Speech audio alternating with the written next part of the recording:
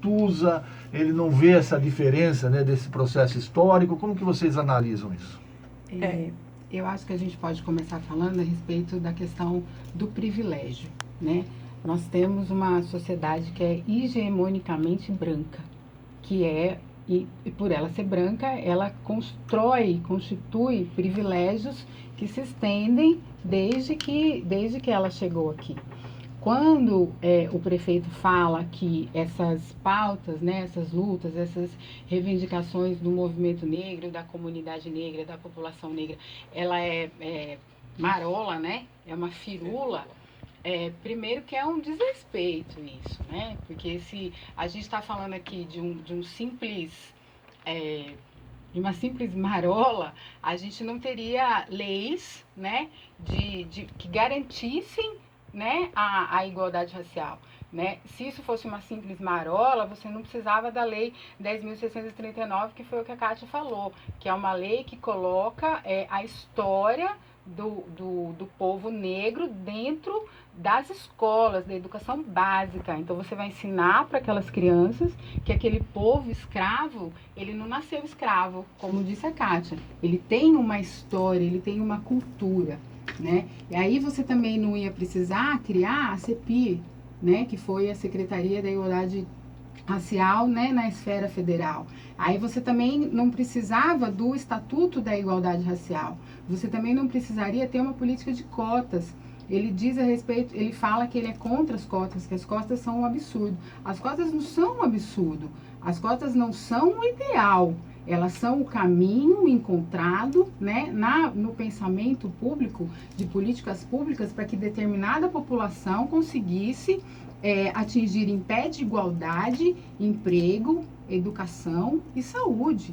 Então, a gente não está falando aqui de uma frescura, né, da maioria da população, porque a gente trata as questões raciais como se a população negra fosse uma minoria. E a gente está falando da maioria da população brasileira. E outra questão que eu gostaria de ressaltar, que muitos não sabem, essa postura não é só dele. Infelizmente, a nossa secretária também tem esse posicionamento, né?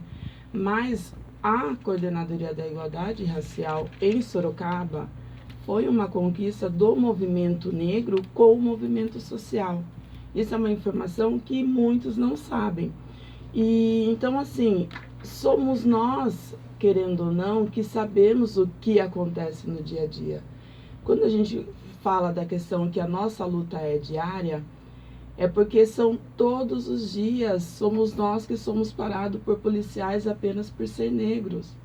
Somos nós que temos o maior índice de jovens morrendo na sociedade. Somos nós que sofremos a questão da saúde no dia a dia. Então nós estamos cansados de ter sempre um branco estar falando por nós. Nós temos pessoas capacitadas, estudadas, podendo estar contando da nossa própria história. Por que eu estou falando isso? Vou relatar um fato para vocês entenderem de como é inconsciente, mas como a sociedade está acostumada a essa questão de estar sempre um branco falando do negro.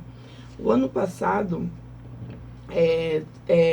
um historiador recebeu um convite de uma TV local, que eu não vou citar o nome, para falar sobre a história de luta da mulher negra. O foco era mulher negra.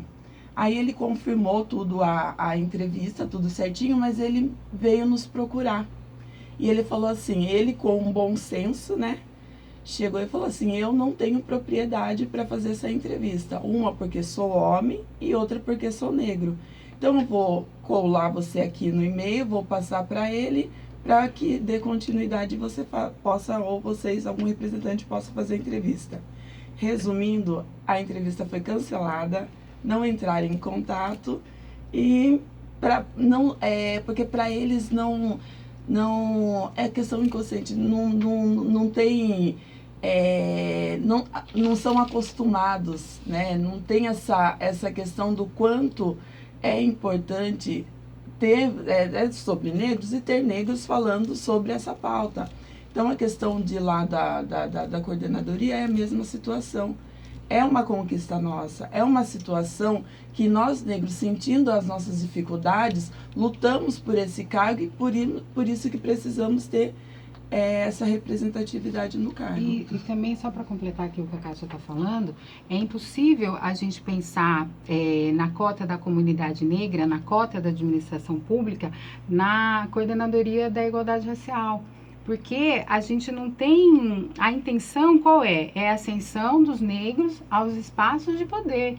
Então, quando ele diz que você tem que ter um gay na Secretaria de Diversidade, um idoso na Secretaria do Idoso, um jovem na Secretaria do Jovem, isso seria o ideal, porque você está representando determinada parte da população. Então, quem sabe quem passa o jovem é o jovem, quem sabe o que passa a mulher é a mulher, quem sabe o que passa a mulher negra é a mulher negra. Então, isso é o ideal. Né? Mas assim, entre o ideal e o real, a gente tem uma grande distância. Então, como é que a gente faz para minorar essa distância? É quando há a possibilidade de você colocar alguém que represente. A questão aqui, em nenhum momento foi falado da competência do Maurício, que o Maurício não é bom, que ninguém falou a respeito do Maurício. E outra coisa, ninguém chamou o Maurício de caucasiano. Isso foi assim uma palavra que parece ser chocante e acabou causando, aumentando essa questão da polêmica. Então, se a gente está falando de igualdade, se ele está falando que mudou o nome da secretaria, agora é Secretaria de Igualdade, tudo bem. É igualdade para quem? Se você tem uma secretaria de igualdade, você já pressupõe uma desigualdade. Então, quem são esses desiguais para quais este prefeito está pensando políticas públicas? Tudo bem, aí você vai falar, como a secretária falou, eu posso colocar inclusive um japonês nessa pasta. Realmente pode. Se a construção histórica da população japonesa fosse a mesma construção histórica da população negra. Aí é uma questão de representação, de saber como se constitui a sociedade brasileira em relação ao racismo. Né? Ninguém está aqui dizendo que o Maurício é incompetente, muito pelo contrário, todas as pessoas que eu já ouvi e que falaram dele dizem que ele é um gestor público extremamente competente, e eu não duvido disso. A única coisa que a gente coloca é que a população negra, pelo seu histórico, ela é uma população que ela precisa de representação.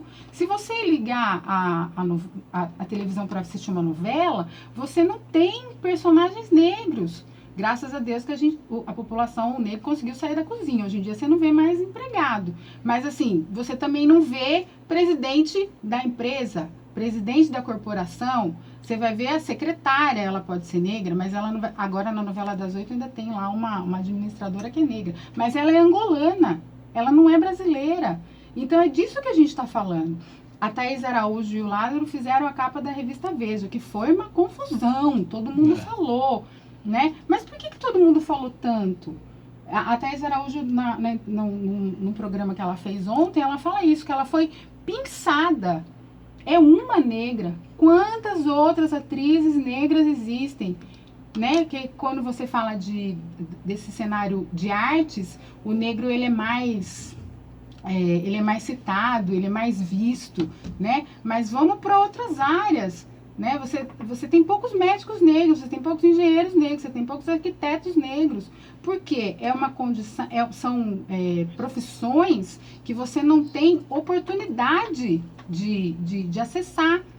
Porque a escola pública é ruim, né? Porque as condições de vida da população é uma condição precária.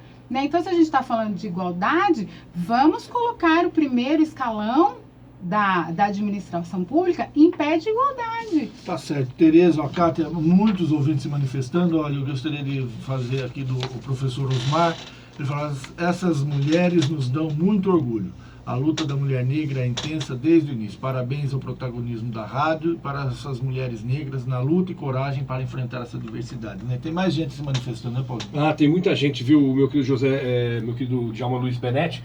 São inúmeros os ouvintes. Nosso coordenador aqui pede que a gente vá para o intervalo comercial. Na volta a gente vai procurar atender esses nossos ouvintes. O tema é muito polêmico, as opiniões são diversas com relação a este tema, mas vale a pena a gente debater aqui nesse espaço democrático do Jornal da Ipanema, já que, eu repito, insisto, a questão é muito pertinente. Deixar uma pergunta no ar para vocês responderem na volta, né? O Tom Soares, que é um produtor musical muito importante aqui em Sorocaba, ele falou: por que vocês nunca elegeram um vereador negro? Por que nunca tem um candidato negro para a prefeitura? Tá? Vocês respondem depois do intervalo, tá bom?